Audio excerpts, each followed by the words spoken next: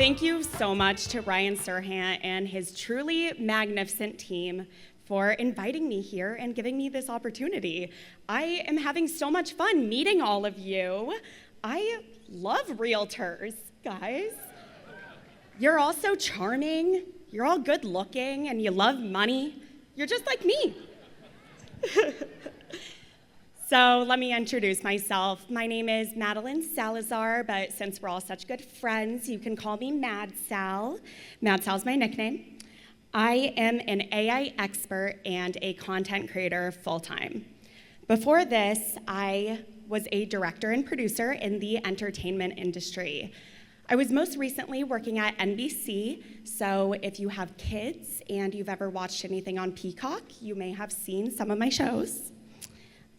I got my start in video production right as digital entertainment really started to take off, which was so much fun because I was able to make really experimental stuff.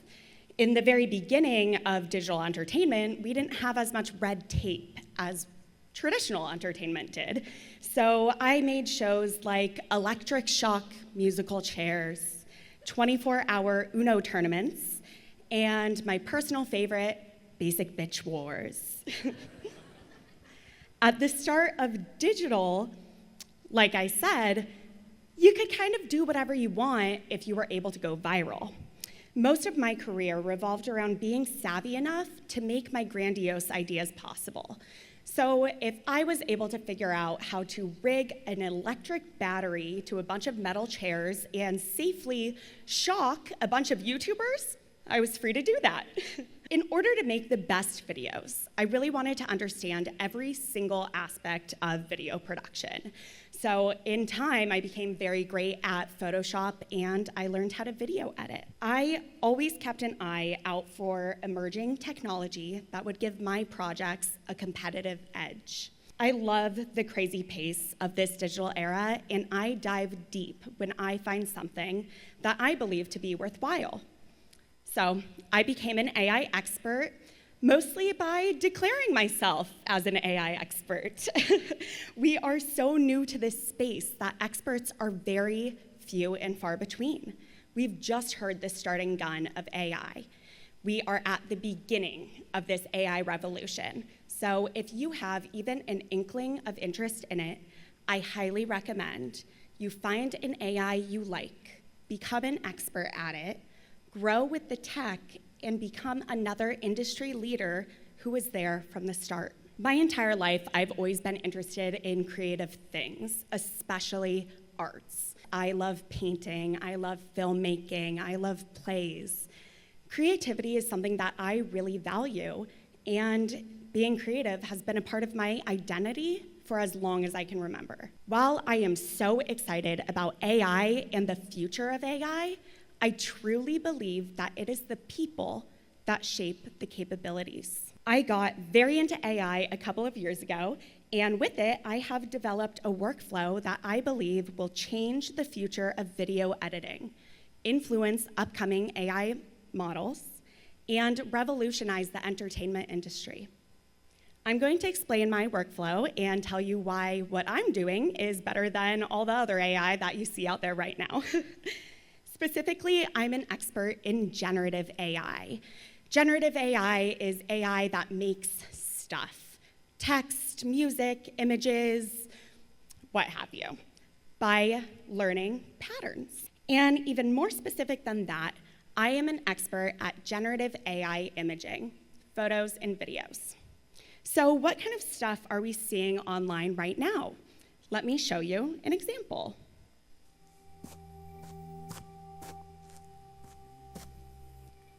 Does she look familiar? She looks kind of like me.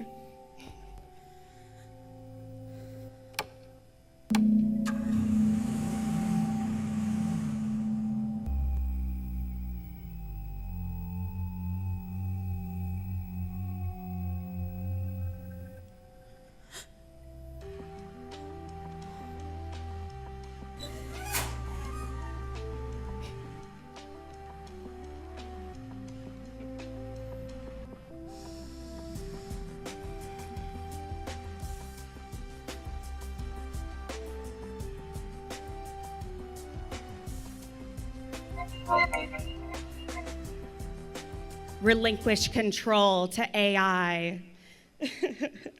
We have, oh, thank you.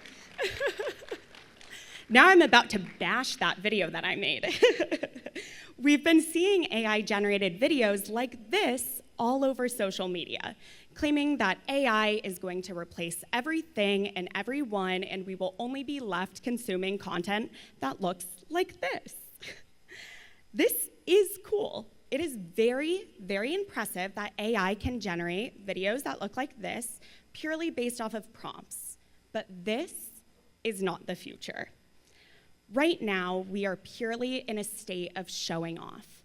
The AI that we are seeing online is put there to show you what AI is capable of and to invite you to learn how to use it. It's basic marketing. These videos can be narratively interesting, and they are creating entirely new genres of content, but they will never entirely replace the need for real things like actors, sets, and products. People want to relate to real actors, and companies can't legally, I believe, AI generate a version of their product and then sell that to you. So here are some more examples of the AI that we are seeing online today. All of these videos that you're seeing on this slide were made using popular AI presets, which right now are these advertising tactics of the AI models. These presets are amazing. They are fun to see online, and we're all a little vain, so we kind of want to see ourselves as an AI-generated yarn baby or being squished like a toy, or like my favorite is AI Labubu Mad Sal. She's so cute. I like these videos as examples of how AI will be implemented into content as special effects. Picture a sci-fi movie where a spaceship is assembled out of thin air.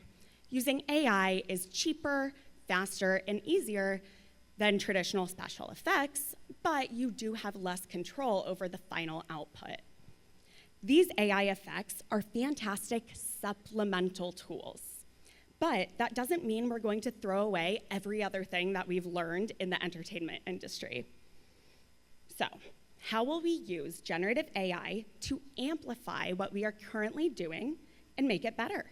And how do we create new workflows to give us the competitive edge by using AI in a way that nobody else is? As a reminder, there are so many types of AI out there right now. There are AIs that will book your flights, AIs that will write essays for you, and AIs that will look at your selfie and tell you what hairstyle best suits your face shape. For me, it is long layers. Today, we are talking about generative AI imaging, pictures and videos. I don't know how much you all know about AI imaging, so I'm just going to play it safe and assume you know nothing. We have some nerds out there too, good.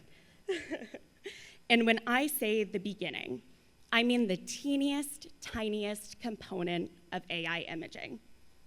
A pixel. What is a pixel? Well, to put it simply, a pixel is one of a million teeny tiny squares that make up an image. And in this case, that image is part of a chicken. So, when you take an AI model and you give it thousands of images of chicken and tell the AI to associate those images with the written word chicken, the AI is memorizing the pixel pattern of each image. So now it has a general understanding of how to put together a pixel pattern of what a chicken looks like. And that is called training an AI model. So after all that training of looking at chicken pixels, these big companies can give the AI a name. So we can say stuff like, the Mad Sal AI model is really good at making chickens, but the Sell It AI model is really good at making cows. So the way that these AI models learn is by studying these pixels. And the same way that an artist spends a bunch of time observing trees and sketching trees, after a while, they can just sketch a tree without looking at one. That is what these AI models are doing when they are generating images for us. So now the AI knows what a chicken looks like and is able to reference those thousands of chicken photos and predict what a chicken should look like in the context of my image. So what is the difference between photoshopping any old image of a chicken into my picture and using generative AI to generate a new chicken within the context of my picture? The difference is context. It automatically takes into account my outfit, the lighting, the shadows, the way that my hair falls, and creates a chicken with all of those elements in mind. Because these AIs have not only been trained on thousands of images of chickens, they've also been trained on hundreds of thousands of images of people and outfits and shadows and environments and other things. So rather than spending hours adjusting shadows, colors, erasing, and manually transforming a pre-existing image of a chicken to fit my photo, I can prompt AI, and it will create a chicken within the context of my image within minutes. So that way, if I'm bored on an airplane, I can add a chicken to my selfie and airdrop it to people.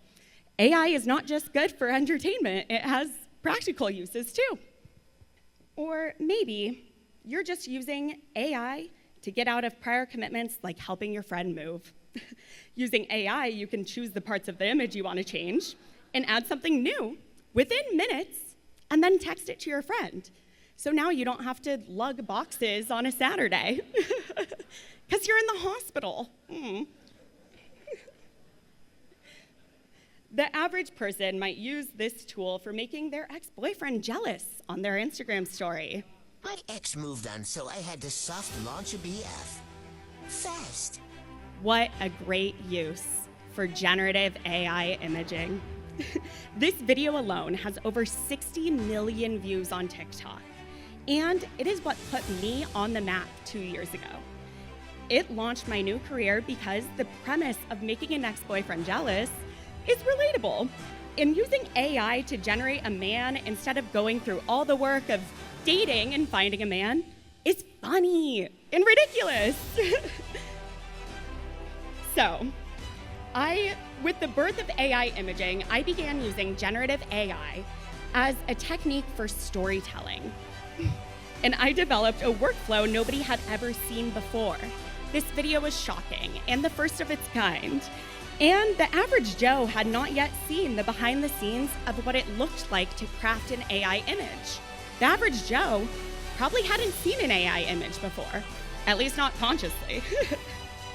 And showing people how relatively easy it is to deceive by using AI to manipulate images seemed to wake them up to how impactful generative AI is going to be in our world. This video didn't only change my life, but it impacted the lives of the 60 million people who watched it. Who else has chills? I'm gonna start using that soundtrack more. So, these are a few great use cases for generative AI imaging, but what specifically do I use to do it? There are a lot of players in the market with new AI models, companies, and tools coming out every single day. Today, I'm going to talk about two of my favorites in this emerging industry, Adobe and FreePic. And first, let's talk about Adobe. Adobe has created an AI model called Firefly, which has many capabilities. You can use it for image and video generation the same way that you can with other AI models. But above all, the reason why I can confidently recommend Adobe Firefly to all of you is because Firefly is commercial safe. Adobe is transparent that their models are trained on copyright-free images, so there are no legal issues that may come from their generated images or videos. Some of these companies may seem like they have more advanced AI models, but there are a lot of question marks around the legality of how their models were trained. That might lead to legal issues in the future once this technology progresses and once we get a grasp of how AI is implemented in our lives. So with Adobe Firefly, you can generate easily, knowing that everything that you make with it for your business is commercially safe. But what sets Firefly apart from these other AI models is that Adobe has taken the intelligence of Firefly and used it to create editing tools within Adobe software. Premiere Pro, Lightroom, and Photoshop are 3 of Adobe's softwares that are already industry standard and creatives use every single day. In Premiere Pro, you can now use Generative Extend to add seconds of video to your footage with 1 click. In Lightroom, you can use AI portrait presets to transform your photo into a professional-grade headshot, again, with 1 click. In Premiere Pro, the AI-powered enhanced speech tool can make iPhone audio sound like a professional microphone. Guess how many clicks? 1.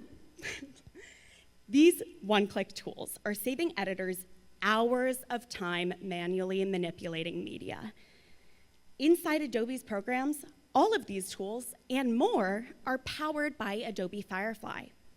My favorite tool of every tool that I have ever used is the Generative Fill tool in Photoshop. The last 3 videos examples I showed were made with Generative Fill, which is a tool that allows you to lasso an area and generate something within the context of your image. You can see here, it did not just paste a graphic of a red wig on my head. It created that wig specifically for that environment. The hair follows my head shape. The curls land on my shirt. There are even flyaways that mimic the flyaways that I had in the original image because AI loves to roast me. The best part of Generative Fill in Photoshop is the amount of control that you have over your AI generations. On the next slide, you will see how I was able to make the red hair shorter and fuller. I can erase portions of a generation and move them to different parts of my image if I want to. Using Generative Fill, you lasso an area, type in what you want to see generated there, and the AI will give you options to choose from. After you've generated something, you can manipulate it until you are satisfied. And you're already in Photoshop, so you have all these other non-AI tools at your disposal. You have paint, you have blending modes. Let's watch as I use various Photoshop tools in conjunction with Generative Fill to make this image better. You can see where I generate a portion of the image, erase parts of the generation, move them around, and use other traditional tools to improve my photo. Here comes one of my favorite non-AI Photoshop tools, Puppet Warp.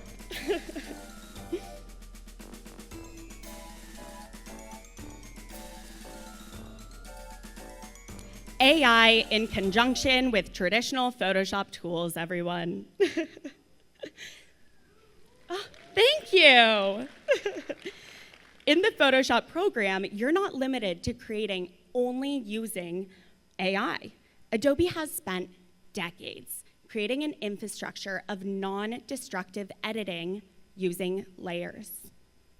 So you can take your original image and generate something on top of it.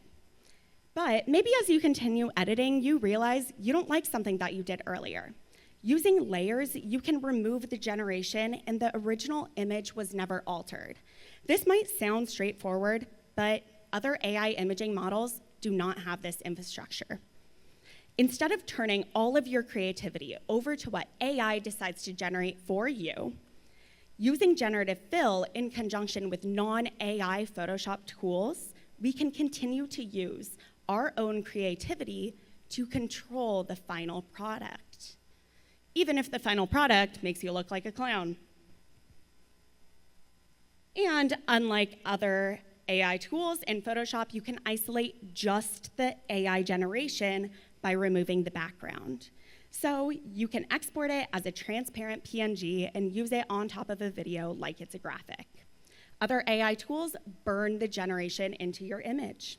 Adobe's tools prevent any permanent alterations from happening to your image. So all you have to do is place that generated image on top of your footage, and it will blend in seamlessly. Scuba divers. I hope they can make it with AI air tanks. Those air tanks were AI generated. In the future, AI will be able to do all of this for us directly inside of our editing software. But we don't have time to wait if we want to be ahead of the curve. So for now, by editing like this, we will already be 10 steps ahead once those tools are released. If you want to take adding AI images to videos one step further, you can dive into the world of motion tracking, like this. Here's why you can drink while pregnant. What? Is that wrong? Oh, here's the right script. Sorry. How to scare the out of your ex in Photoshop. I think that was my most underrated video. My method of using still AI images in videos has possibilities that range from maybe the simplest being removing a water bottle out of a scene in a TV show, to adding a pregnant stomach on a person, to creating entirely new sets for low-budget productions or content creators. I made this video before AI video generation even existed to the general public. It isn't perfect, but I made it quickly with the resources that I had and the knowledge that if I have text and action at the top of the screen, you won't even notice the poor motion tracking of my pregnant belly. So let's watch that again and focus on my stomach, are words I had never said before. Here's why you can drink while pregnant. What? Is that wrong? Oh, here's the right script. Sorry. How to scare the out of your ex in Photoshop. The human brain does not need perfection for storytelling to work. So don't be afraid to start something just because you don't have all of the tools yet. Fail fast, learn fast. You might be thinking, well, this is all fine and good, Mad Sal, but I bet you can't make an AI-generated chicken look like it's moving. To which I say, who do you think you're talking to? Of course I can. These a bunch of AI chickens at this chicken coop? They are AI chickens, and it's an AI chicken coop, so it would make sense. Now we move into the world of generative AI video, a world in which I will assume you know nothing. So, does everyone remember what a pixel is? Yes, it is that tiny block that is a fragment of a larger image, and in this case, that image is a chicken. And once again, it is part of a chicken, but this time it is part of a video of a chicken. So what is a video made of? Videos are a series of images played super fast, back to each other, to give the illusion of motion. So, let's recap. A ton of pixels create a picture of a chicken. A ton of pictures of a chicken creates a video of a chicken. So, if you give an AI a bunch of videos of a chicken, the AI will learn all of said pictures, pixel patterns, and be able to predict the mannerisms of a chicken and create a unique video of a chicken when prompted to. So because AI can do that, I created a method of combining AI-generated videos into my footage. Here is a screen recording of that process. It begins with the same method. I take a still frame from my video, and in Photoshop, I add the AI images, some chickens and a chicken coop. Generative Fill creates each of these chickens within the context of my image, within the bounds that I have set for it using Generative Fill. Now I have my starting image to use as the first frame of a video where an AI model can analyze those pixels, read my prompt, and predict what each frame of a video should look like after that first image. Here is how I do that in FreePic. FreePic.com is an AI suite that hosts many AI models. So basically, you only have to learn how to use one interface, and you can dictate which AI model creates your image or video. Remember the example I said that Mad Sal's AI model is good at creating chickens, but the Sell It AI model is good at creating cows. Using an AI suite like FreePick allows you to experiment with most of the leading AI models without paying for multiple subscriptions. So on FreePick, I upload my image and write a prompt of what I want to see, and then I click Generate. Here is the video that the AI generated for me next to my original image. The AI ingested the pixels from my starting frame, read my prompt, and predicted what the video would look like, taking those things into consideration. What it gave us is a relatively realistic video. The lighting and color kind of changes, and it has animated my likeness as well as the flags and trees in the background of my video. I only really want the chickens and the chicken coop, right? So I need to manually make changes for this footage to work. In Premiere Pro, I place the AI-generated footage on top of my own. I make sure the size and placement matches the original, and then I use various editing tools to remove everything except for the chickens and the chicken coop. I also spend some time adjusting color and lighting so that in the end, it blends seamlessly with my original footage. So, is this workflow straightforward? No. Is it perfect? No. But the human brain doesn't need frame-by-frame perfection for storytelling to work. And you know what? I'm a one-man band. So for me to create and post content, it doesn't need to be perfect. It just needs to be. Is the workflow easy? Not necessarily, but it is way easier than anything I would have even attempted to do 2 years ago. And it's easy enough that I can make this upcoming horseback riding clip convincing with no lights, no green screen, and no crew. Just me, an iPhone, a tripod, and some computer work. And frankly, coming from a production background, sometimes I had $100,000 for a budget. Sometimes I had $100. This would have transformed my shows. I wasn't able to get a horse wrangler and a horse for a 10-second promo, but I could have done this. This changes the game for low-budget productions. And in an industry that is so monopolized by the big players, low-budget productions and content creators need an edge. In the past few months, I began posting tutorials on how to do my workflow.